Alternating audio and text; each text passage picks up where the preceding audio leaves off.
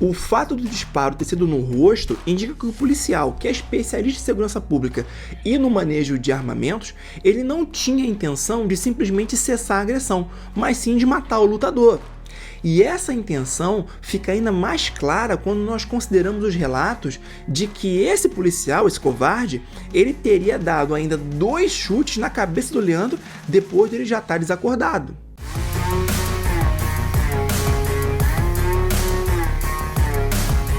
Fala pessoal, beleza? Para quem é novo por aqui, eu me chamo Rodrigo, eu sou advogado criminal e faixa preta de jiu-jitsu, e esse é o Direito com Limão, um canal de educação jurídica popular que busca te explicar direitos e deveres com simplicidade, leveza e bom humor. Mas nem sempre é dia de fazer graça, então hoje a abordagem vai ser um pouco mais séria. Como vocês já viram na thumb e no título desse vídeo, essa semana nós vamos fazer uma análise jurídica de um caso muito triste, que envolve a morte do grande atleta e multicampeão mundial de jiu-jitsu Leandro Lo, que foi covardemente alvejado por um disparo de arma de fogo agora no último dia 7 de agosto. Esse disparo ele teria sido, com certeza foi, realizado pelo tenente da Polícia Militar de São Paulo, senhor Henrique Veloso. Como de costume, eu vou dividir esse vídeo em 3 partes principais. Na primeira parte, eu vou fazer o resumo dos fatos para te apresentar o que as testemunhas falaram. Vou também dizer qual foi a versão apresentada pelo próprio atirador e qual é a linha de investigação que está sendo adotada pela Polícia Civil. Na segunda parte, eu vou fazer uma análise jurídica dos fatos que foram divulgados e abordar uma questão bem interessante relacionada ao porte de arma de fogo por agentes de segurança pública que estão fora de serviço. Por fim, na última e terceira parte, eu vou expor as controvérsias relacionadas a esse último ponto, obviamente me posicionando sobre esse tema e propondo uma reflexão para vocês opinarem também. Para facilitar, eu vou deixar na descrição desse vídeo o índice dos capítulos, caso vocês queiram passar direto para determinado ponto específico. Entretanto, eu sugiro que vocês assistam esse vídeo por completo para que tenham ciência de todos os fatos e também dos argumentos envolvidos, né, para poder, de fato, expressar a opinião de vocês de uma maneira esclarecida. Vamos lá? Estão prontos? Resumo dos fatos. O que disseram as testemunhas? De acordo com o boletim de ocorrência, Henrique Otávio Oliveira Veloso, que é tenente da Polícia Militar de São Paulo, foi até a mesa onde estavam Leandro Lo e seus 5 amigos, pegou uma garrafa de uísque e meio que provocou o grupo. Logo em seguida, ele tentou sair do local com essa garrafa na mão, quando então foi imobilizado pelo lutador que o deixou no chão e tomou a garrafa novamente para os seus amigos, né, para si. O Leandro, ele teria pedido inclusive que o homem fosse embora antes de retornar para o seu grupo, para sua mesa. Após o fim da discussão, o policial ele teria se afastado, dando a entender que iria sair do local. Mas poucos metros depois, ele deu meia volta e efetuou um disparo na testa do lutador.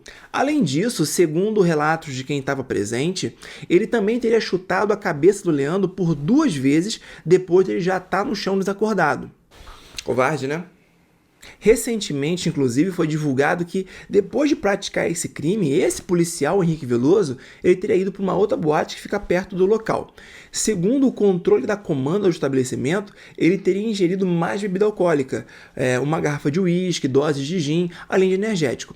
E de lá, ele teria saído diretamente para um motel, supostamente acompanhado por uma garota de programa.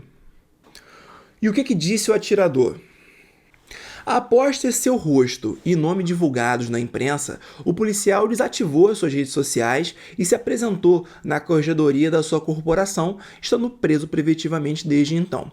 Em suas alegações preliminares, o policial relatou que os fatos não aconteceram como foram divulgados pela mídia. Ele disse que estava assistindo de boa o show quando percebeu que o lutador o estava encarando, o provocando, e que por esse motivo, por se sentir provocado, ele foi até a mesa do Leandro para saber o que estava acontecendo. O policial disse que foi nesse momento que o Leandro teria levantado e começado a agredi-lo, e com um mata-leão o teria deixado praticamente desacordado no chão. Por fim, ele relatou que se sentiu ameaçado e que teria agido em legítima defesa por entender que seria agredido pelo grupo de 6 lutadores profissionais de jiu-jitsu, tendo saído às pressas do local depois de ter disparado por por ter medo de ser linchado pelos amigos do lutador.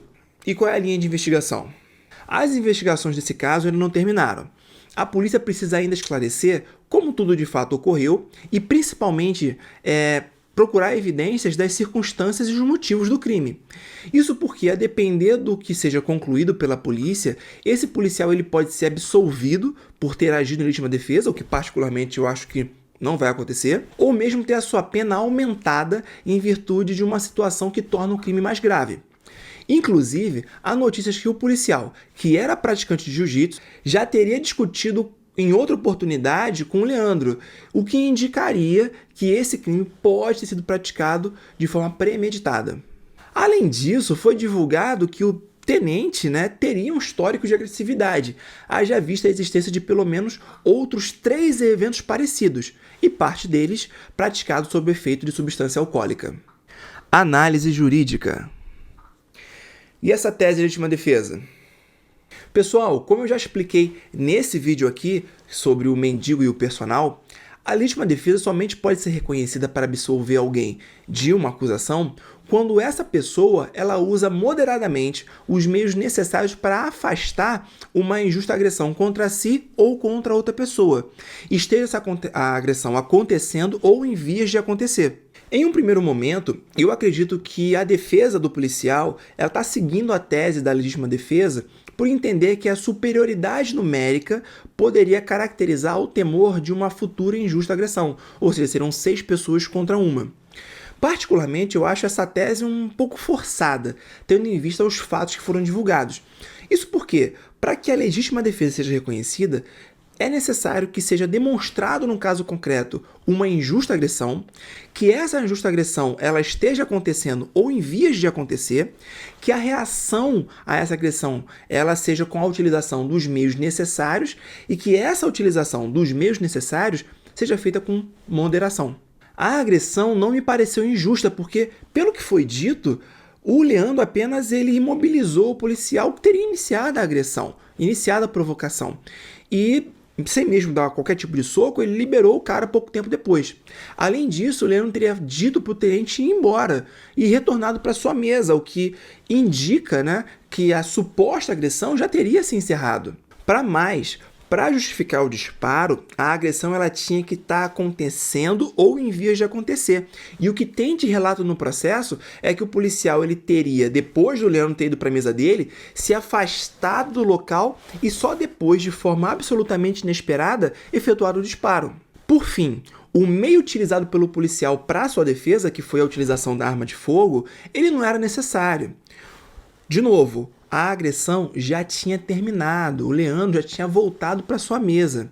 E mesmo que ele não tivesse voltado para sua mesa, para que a tese de legítima defesa fizesse sentido, esse disparo ele deveria ser direcionado para outra parte do corpo do lutador, como a coxa, por exemplo.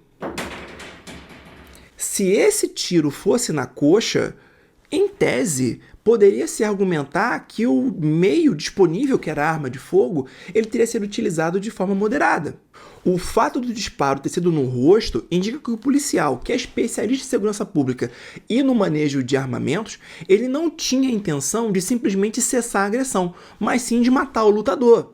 E essa intenção fica ainda mais clara quando nós consideramos os relatos de que esse policial, esse covarde, ele teria dado ainda 2 chutes na cabeça do Leandro depois dele já estar desacordado. Sendo assim, eu enxergo 3 possibilidades de desfecho para esse caso. A primeira possibilidade é a absolvição do policial pelo reconhecimento da legítima defesa, o que eu acho que, apesar de possível, é altamente improvável.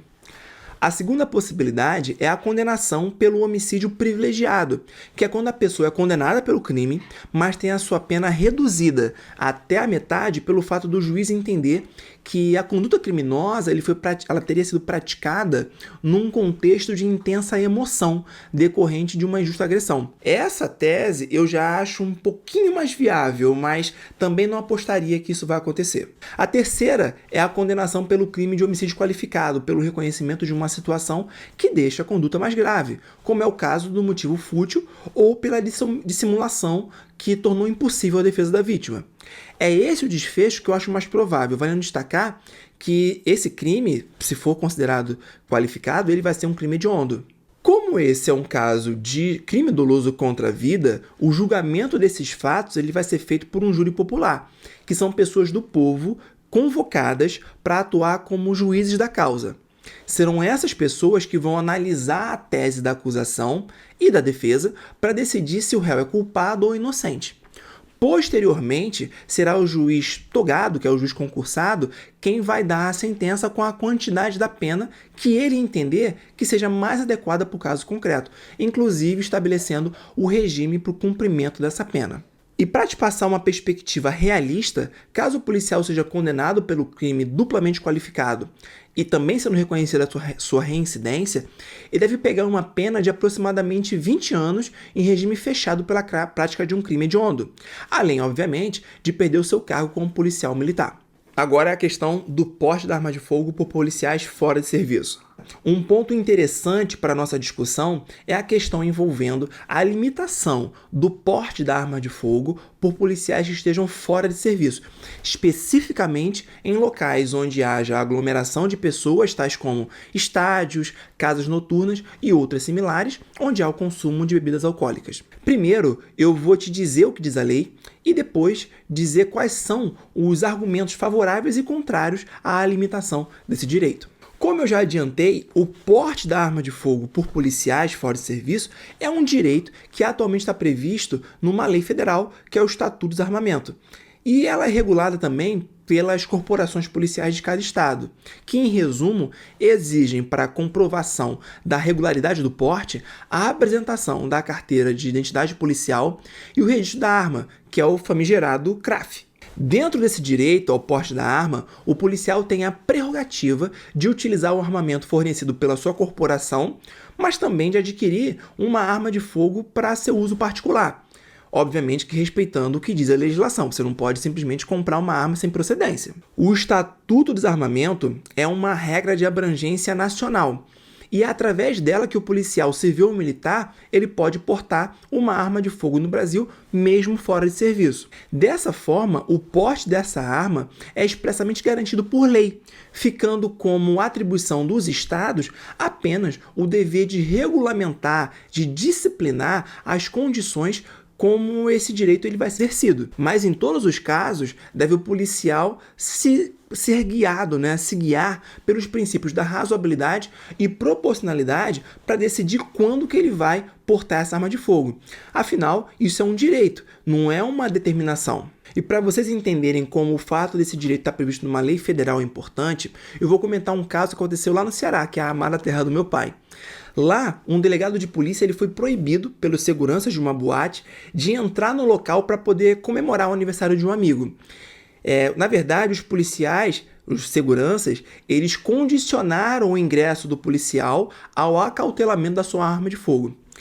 Nesse processo, a juíza que analisou o caso entendeu que o delegado ele deveria ser indenizado pela casa de shows em R$15 mil, porque, muito embora o local, como estabelecimento privado, ele possa definir quais são as regras para o acesso por consumidores, esse local ele não poderia negar vigência para uma lei federal e exigir do policial que ele entregasse a sua arma para poder entrar. Por quê? Porque a própria lei diz que, mesmo fora de serviço, ele pode estar usando a sua arma de fogo.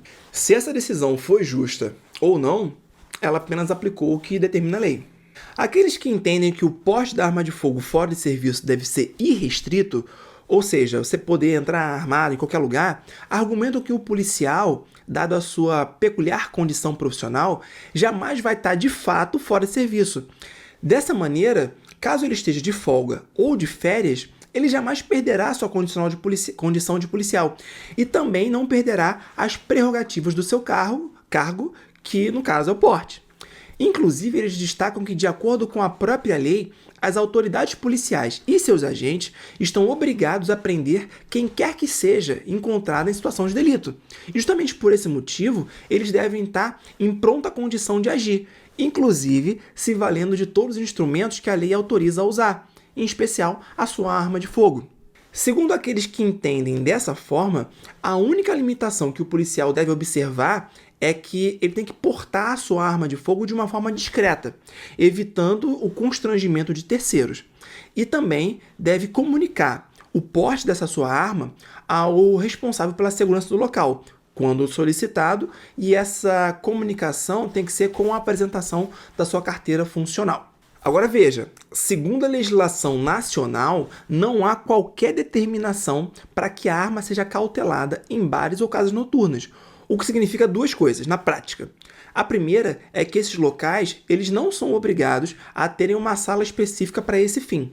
E a segunda é que os policiais eles não estão obrigados a entregar sua arma de fogo aos seguranças. Isso de acordo com a legislação nacional. Então, na prática, todo mundo entra armado. Por outro lado, há quem atualmente defenda que o porte da arma de fogo fora de serviço não deve ser entendido como um direito absoluto do policial, devendo encontrar limitação exatamente nos locais onde haja aglomeração de pessoas, como estádios, casas noturnas e outros similares onde há o consumo de bebida alcoólica. As pessoas que defendem essa limitação reconhecem que, embora haja orientação no sentido de que seja evitado o uso da arma de fogo se o policial for fazer uso de bebida alcoólica, tal orientação ela é ignorada na prática, o que resulta em um ambiente repleto de pessoas armadas e em potencial estado de embriaguez ou pior, sob o efeito de outras substâncias entorpecentes que possam provocar alterações físicas ou mentais no indivíduo. Por esse motivo, que esse grupo de pessoas defende que esse direito ele deva ser exercido com razoabilidade e somente em locais onde o policial possa, de fato, utilizar o seu armamento para sua autoproteção e a proteção da comunidade sem colocar as pessoas em perigo, o que dificilmente vai ocorrer dentro de um local com aglomeração e ingestão de bebidas alcoólicas. Pessoal, agora que você conhece os argumentos das partes, fala para mim, qual a opinião de vocês? O policial ele deve poder entrar armado fora de serviço nesse tipo de ambiente ou vocês acham que deveria haver algum tipo de limitação a esse direito? Vamos trocar uma ideia boa aí nos comentários, mas sempre respeitando a opinião do amigo, beleza? Eu vou aproveitar que eu já estou falando e já vou dar a minha opinião agora mesmo. Se liga aí. Galera, vocês sabem que eu respeito muito a atividade policial e como eu já mencionei aqui nesse vídeo, onde eu fiz uma análise da abordagem que acabou matando um cidadão dentro de uma viatura da PRF, eu acredito que devemos louvar aqueles que diariamente arriscam as suas vidas e, inclusive, as de suas famílias para proteger todos nós.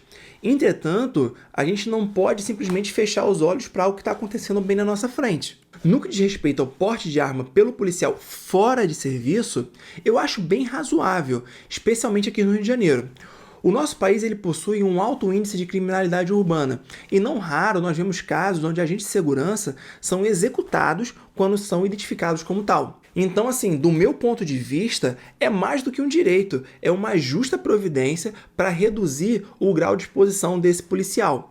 Por outro lado, também aqui no Rio de Janeiro, é muito comum ver policiais que, fora de serviço, utilizam arma de fogo como um instrumento de autoafirmação e de exercício arbitrário do poder, infelizmente. Esse fato é extremamente comum aqui na noite carioca, onde não apenas os consumidores, mas também os donos e seguranças dos estabelecimentos comerciais, eles são intimidados para permitir o ingresso de policial armado. Eu gostaria de propor uma reflexão para vocês. Um dos principais argumentos do grupo que defende que o policial deve manter o direito de ingresso armado em um local público de aglomeração, mesmo fora de serviço, é no sentido de que polícia é polícia 24 horas por dia e que, por tal motivo, ele pode ser demandado a qualquer momento para utilizar a sua arma de fogo para garantia da lei e da ordem. Isso significa que se ele estiver em uma balada e verificar a prática de um ilícito, ele deve agir. Então, segundo esse raciocínio, ele deveria sacar a sua arma e dar voz de prisão ao suspeito ali mesmo na pista. A questão é, Se houver resistência, é razoável que ele dispare a sua arma de fogo ali mesmo no meio da pista, no meio de tanta gente reunida? Será que não seria mais razoável ele solicitar o auxílio dos seguranças do local para conter o indivíduo e acionar a polícia por telefone? Outro cenário. Supondo que o policial seja chamado imediatamente ao distrito policial. Se ele tiver ingerido bebida alcoólica, ele deve ir? Ele estaria apto ao exercício das suas funções, inclusive para manusear uma arma de fogo? Ou será que primeiro ele teria que parar em casa para se organizar? Isso significa então que ele nunca vai poder fazer uso de bebida alcoólica por sempre estar em serviço, à disposição, ou mesmo que essa substância é incompatível com a profissão do policial?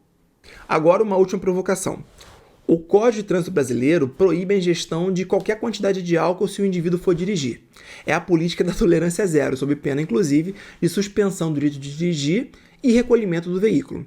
Além disso, estabelece que caso a concentração do álcool no sangue seja igual ou superior a 0,34 mg por litro, o indivíduo pode pegar uma pena de até 3 anos de prisão. Isso significa que a lei entende que qualquer quantidade de álcool no sangue pode comprometer substancialmente a percepção e o tempo de reação do indivíduo, fazendo com que a direção de um veículo nessas condições represente uma ameaça para si e para a sociedade. Portanto, o veículo seria uma arma. E por que esse raciocínio não pode ser aplicado às armas de fogo? Do meu ponto de vista, ainda que o policial seja demandado a agir em benefício da sociedade, inclusive para combater a prática de um crime, a sua capacidade de discernir e agir certamente vai estar comprometida pelo uso da substância alcoólica, fazendo com que o manuseio de uma arma de fogo nessas condições represente também um risco para toda a sociedade. Mas vejam, eu falei apenas a questão envolvendo a bebida alcoólica. Essa situação, ela alcança um outro patamar quando falamos em bares, boates e demais estabelecimentos dessa natureza. Afinal, todos sabemos que é nesse tipo de ambiente onde muitas vezes as brigas se iniciam, seja por conta de um esbarrão, de um mal-entendido ou até mesmo para impressionar alguma pessoa. E como eu mencionei anteriormente, muitos utilizam a arma de fogo como instrumento de autoafirmação, de exercício arbitrário do poder, infelizmente. Mas olha só, pouco tempo depois da notícia da morte do Leandro, o professor Cabelinho, que é um faixa preta casca grossíssima e especialista em segurança pública, fez um vídeo analisando o caso, e ainda nos momentos iniciais.